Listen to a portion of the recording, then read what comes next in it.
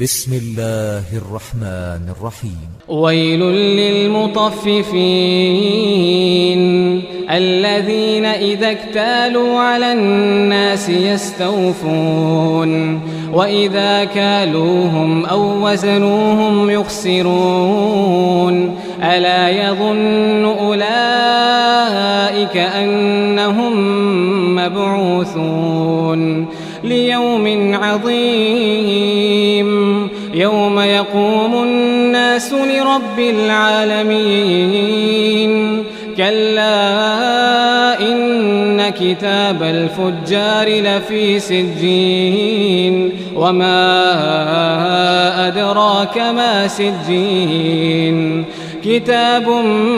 مرقوم ويل يومئذ للمكذبين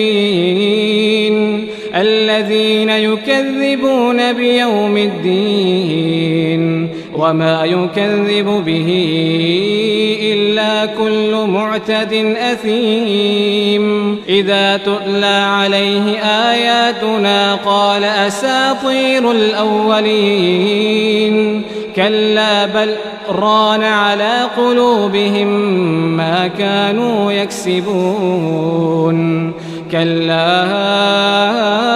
إنهم عن ربهم يومئذ لمحجوبون ثم إنهم لصالو الجحيم ثم يقال هذا الذي كنتم به تكذبون كلا إن كتاب الأبرار لفي عليين وما أدراك ما عليون كتاب مرقوم يشهده المقربون إن الأبرار لفي نعيم على الأرائك ينظرون تعرف في وجوههم نضرة النعيم يسقون من رحيق مختوم ختامه مسك وفي ذلك فليتنافس المتنافسون ومزاجه من تسنيم عينا يشرب بها المقربون إن الذين أجرموا كانوا من الذين آمنوا يضحكون وإذا مروا بهم يتغامزون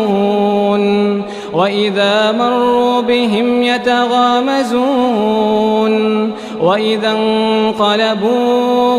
إلى أهلهم انقلبوا فكهين وإذا رأوهم قالوا إن هؤلاء لضالون وما أرسلوا عليهم حافظين فاليوم الذين آمنوا من الكفار يضحكون على الأرائك ينظرون هل ثوب الكفار ما كانوا يفعلون